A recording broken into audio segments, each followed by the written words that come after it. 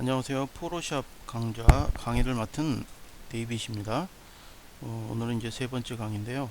기초반 세 번째 강의고요.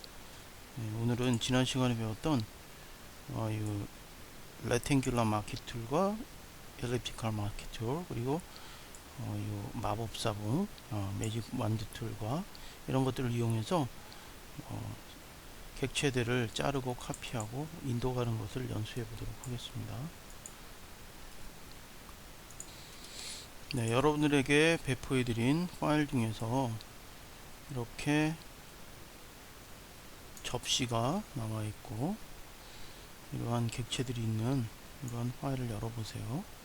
네, 이 파일 중에서 지금 현재는 여기 보시는 것처럼 이 레이어에 보시면 모든 물체들이 한 장에 다 붙어 있습니다. 이것들을 각각 하나씩 띄어서 이 접시 위에, 이 나무 접시에 올려보는 것을 오늘 과제로 한번 해보도록 하겠습니다.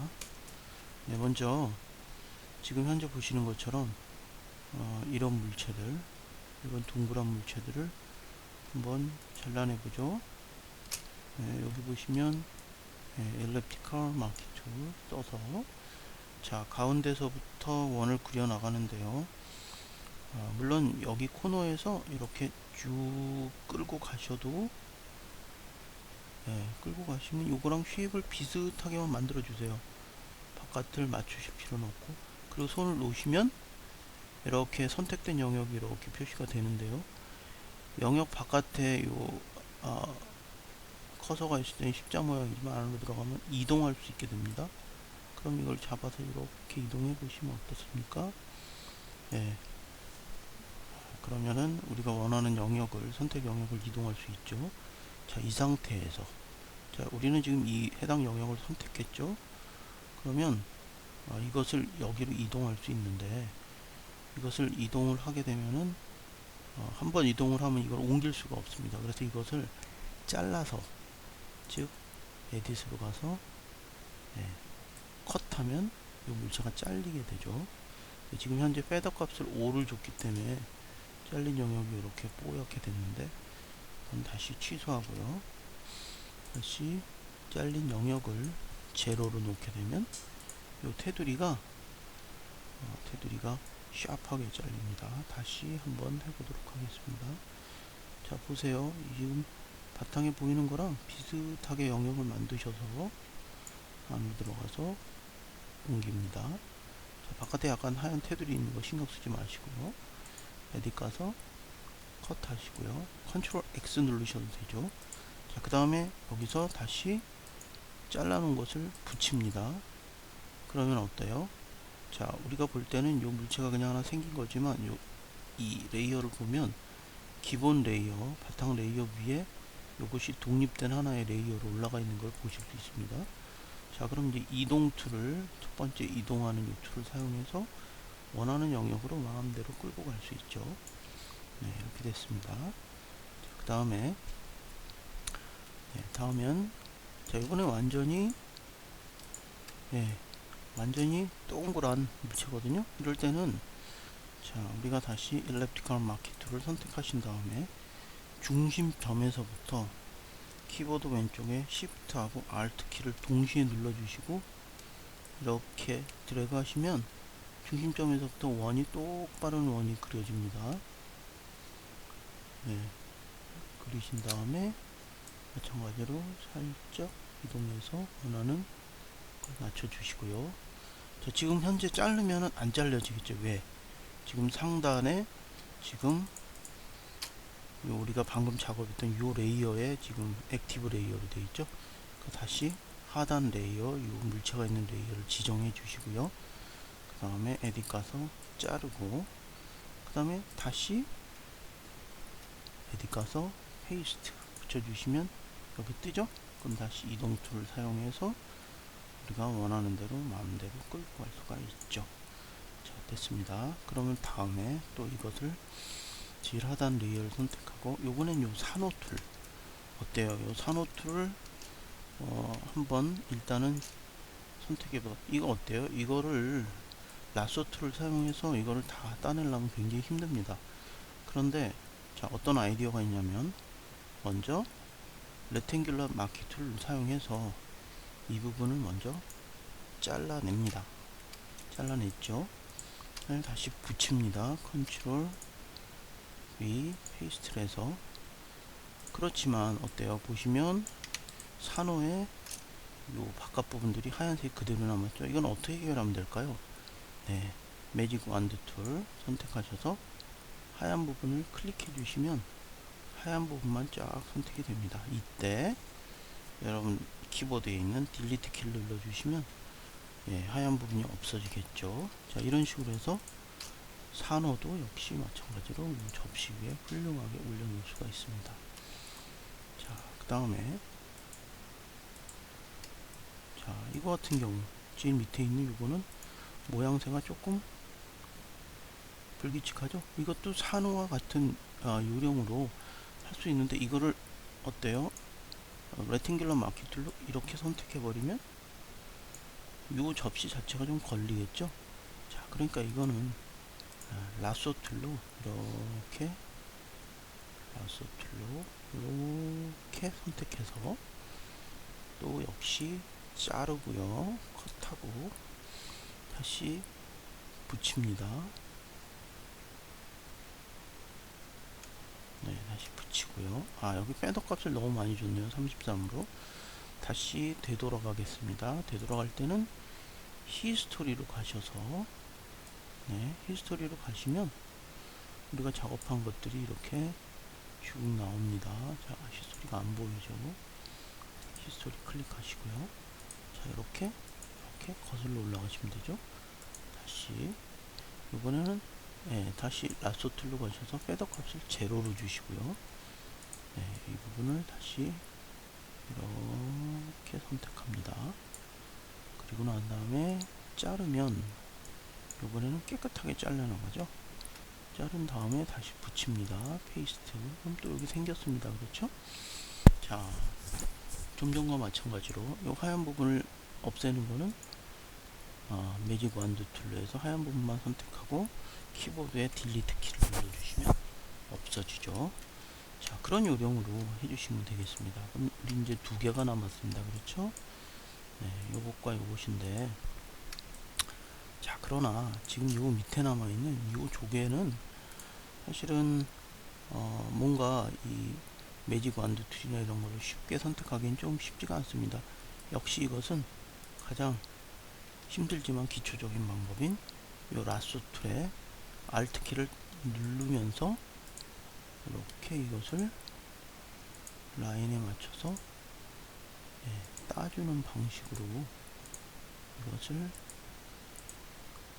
따주는 수밖에 없습니다. 저는 지금 약간 거칠게 직선을 만들어 냈지만 여러분들은 이것들을 약간 조밀하게 하시면 거의 동그란 쉐입을 망가뜨리지 않게 여러분들은 만들 수 있습니다.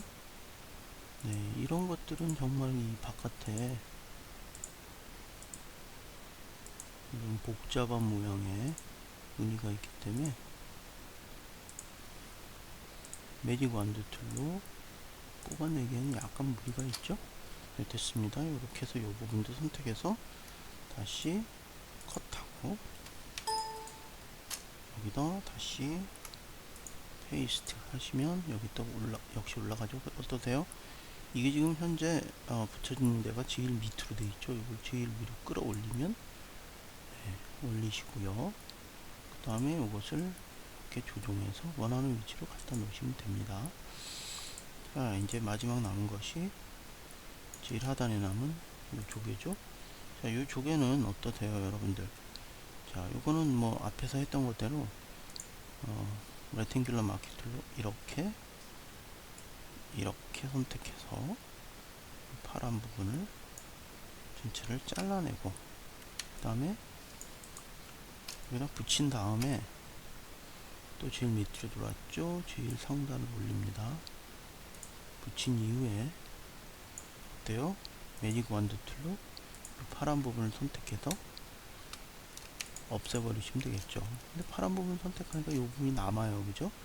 이 부분을 더하는 방법은 키보드에 Shift 키를 누른 상태에서 해주시면 나머지 부분을 클릭하시면 거기도 다 선택이 됩니다. 그 상태에서 딜리트 키를 눌러주시면 없어지죠. 네. 그러면 네. 이렇게 각자 떨어져 있는 그러한 객체들이 이렇게 접시 위에 모두 올라가 있는 모양대로 구성이 됐습니다. 자, 이건 멀티레이어입니다. 이 상태로는 JPEG으로 세이브가 안 되고요. 세이브를 하시면 반드시 다중 레이어, 이렇게 여러 층이 있는 레이어는 반드시 포토샵으로만 세이브를 할 수가 있습니다. 포맷이. 네, 그렇게 하시면 되겠습니다. 네, 이번에는 히스토리 브러쉬에 대해서 배워보도록 하겠습니다. 자, 여기 보면 요것이 지금 브러쉬죠. 브러쉬라는 것은 어떤 화면에서 브러쉬가 너무 크군요. 네, 브러쉬 사이즈를 이렇게 해서 줄이시고요. 그 다음에 하드니스는 요것이 테두리가 뽀얗게 되고, 아니면 이쪽으로 내리면 솔리드하게 똑 잘리는 그러한 변화를 주는 것이 하드니스입니다. 네, 일단 요 사이즈를 캔버스 사이즈를 늘려보도록 하겠습니다. 이미지 가셔서 캔버스 사이즈, 요거 픽셀로 할까요? 네, 여기를 폭은 800으로 하고요. 이거는 실습이니까 여러분들 마음대로 하실 수 있습니다. 일단은 600으로 해서 넉넉하게 잡고요. 그 다음에 여기 브러쉬를 선택해서 이렇게 그으면 어때요? 색깔이 나오죠? 마치 브러쉬처럼, 우리가 쓰는 붓처럼 나옵니다. 여기를 누르셔서 사이즈를 올리시면 더 두껍게 되죠. 그런데 어때요? 약간 투명한 방식으로 되죠. 근데 왜 그러냐면 여기 오파시티를 26으로 해놔서 그래요. 이거를 진하게 100%로 하면, 자 보세요, 완전히 100%로 나오죠. 그런데 여기 보시면 이 표현되는 이 색깔은 과연 어디서 조정할 수 있을까요? 그건 바로 이 부분입니다. 네, 이 부분을 여러분께서 조정하심으로써 컬러를 체인지할 수 있죠. 만약에 여러분들이 이 컬러를 체인지하시고 싶으시면 이 앞부분에 나와 있는 포그라운드 컬러 이 부분을 클릭을 한번 탁 해주세요. 그럼 이렇게 컬러를 선택할 수 있는 창이 뜨죠. 그 중에서 여러분들이 마음에 드는 컬러를 선택하시고요. 네, 여기 슬라이드 바는 전체 색깔이 나와 있고, 여기 부분은 클릭한 그 부분에 관한 좀 더 디테일한 컬러들이 나와 있죠. 그래서 여러분들이 원하는 컬러에, 예를 들면 파란 쪽 그린 컬러, 아니면은 주황 색깔 먼저 선택하고, 그 다음에 좀 더 디테일한 컬러는 이 부분에 들어와서 선택하시면 되겠습니다. 네, 청색을 선택하고요. 그다음에 OK 하고 이렇게 그리면 되겠죠. 그러니까 이 브러쉬는 포그라운드 컬러가 칠해진다고 보시면 되겠습니다. 네, 그 다음에 여기 보시면 백그라운드 컬러는 화이트로 되어 있어요. 그렇죠? 근데 이 포토샵에서는 두 가지 물감을 타는 팔레트를 줬다고 보실 수 있거든요.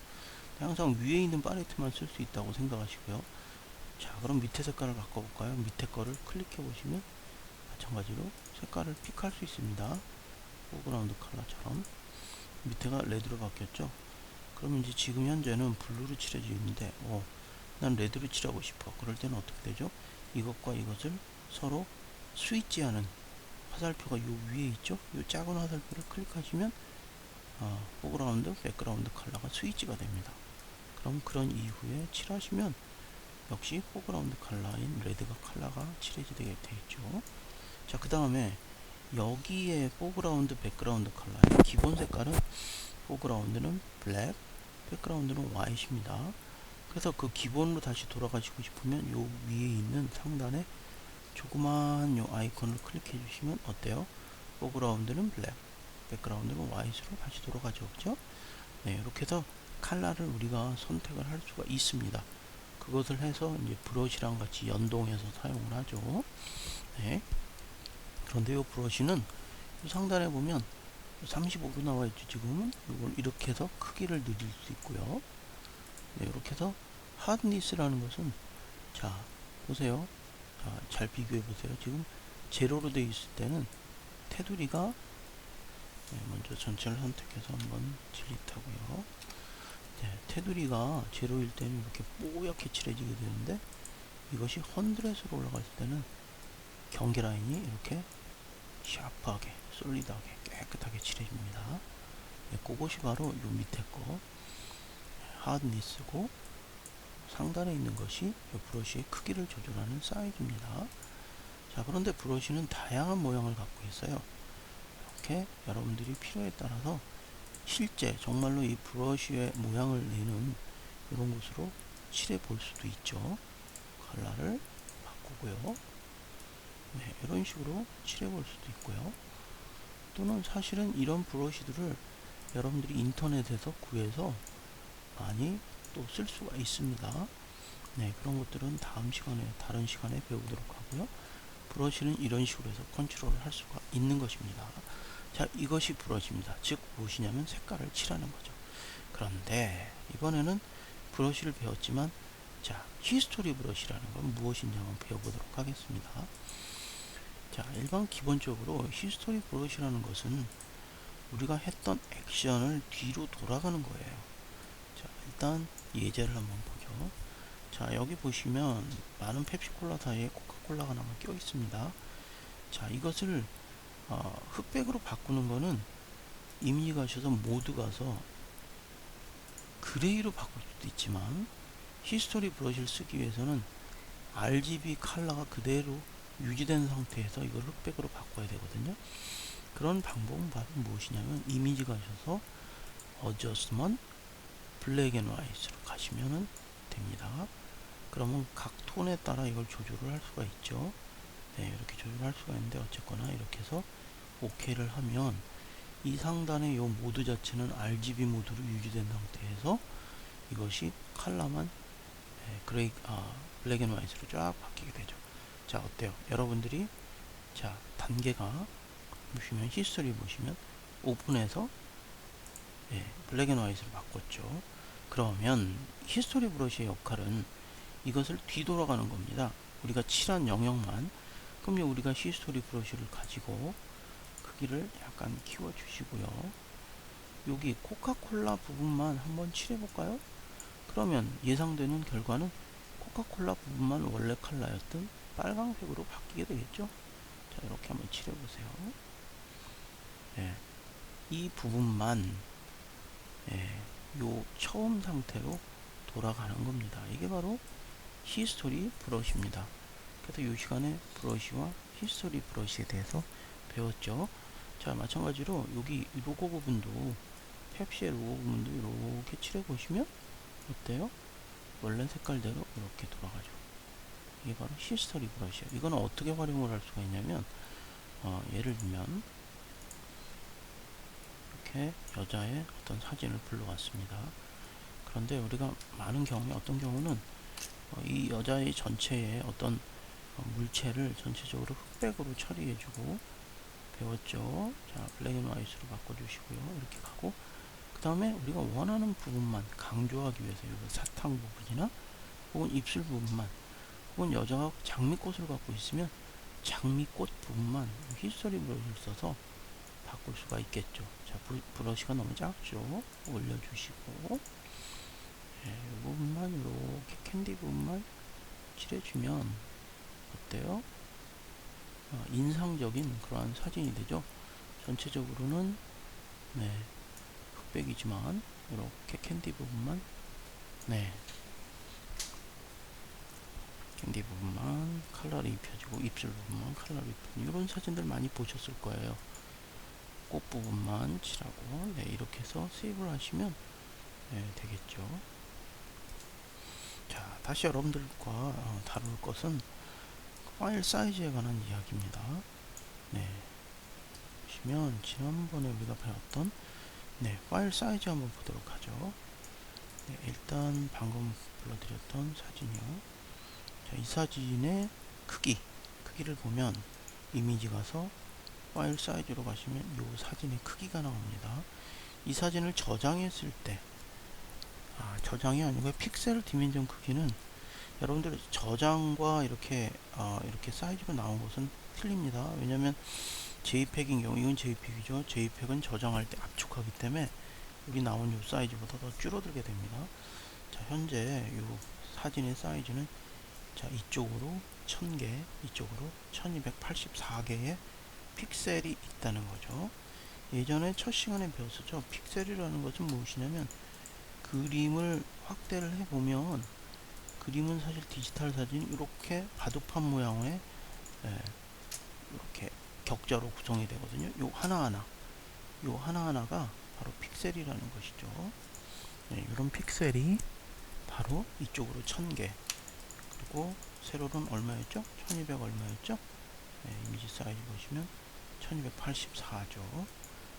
그런데 여러분들이 인터넷에서 여러분들이 웹을 제작한다든지 이럴 때는 픽셀을 너무 올리시면 웹상으로 사진을 다운로드하는데 문제가 많습니다.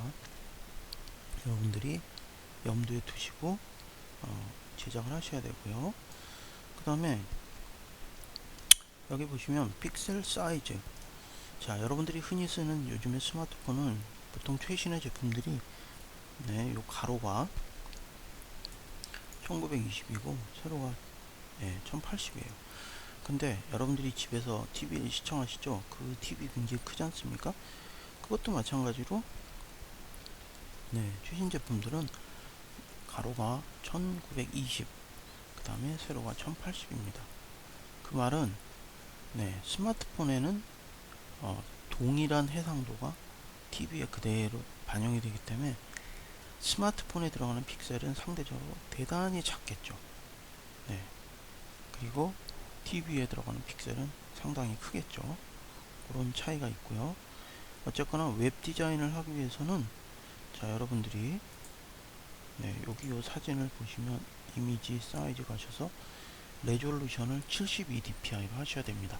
그것은 바로 뭘 뜻하냐면 화면, 우리가 보는 TV 모니터나 컴퓨터 모니터는 요 단위 면적당 여기가 1인치, 가로 1인치, 세로 1인치당 72 픽셀이 들어갑니다. 그걸 기준으로 여러분들이 웹사이트를 디자인해야 되겠죠. 웹사이트는 사람이 눈으로 보기 위한, 모니터로 보기 위한 게 웹사이트니까요. 하지만 이것을 만약에 여러분들이 종이로 인쇄를 한다면은 이것은 300dpi로 하셔야 됩니다. 300 픽셀 퍼 인치. 왜냐하면 인쇄를 할 때는 인쇄하는 종이에 인쇄하는 기준은 가로 세로 1인치당 300 곱하기 300 이렇게 레졸루션을 조정을 해서 인쇄를 하는 것이 원칙입니다. 그러므로 여러분들께서 이 해당 사진이 웹상에서 쓸 건지 혹은 인쇄를 할 건지에 따라서 이 레졸루션은 적정하게 조정해 주시면 되겠습니다. 여기 나온 이미지 사이즈는 가로가 1000, 세로가 1284죠. 요 사이즈가 클수록 확대를 해도 사진이 깨끗하게 나오고 있죠. 이 정도면 뭐 대단히 괜찮은 사진인데요. 그래도 이렇게 확대하면 어때요? 여기에 격자 무늬가 보이지 않습니까? 만약에 여러분들이 이거를 인쇄를 한다면 좀 더 높은 해상도를 사용을 해야 될 겁니다. 해상도에 관한 간략한 설명이었습니다.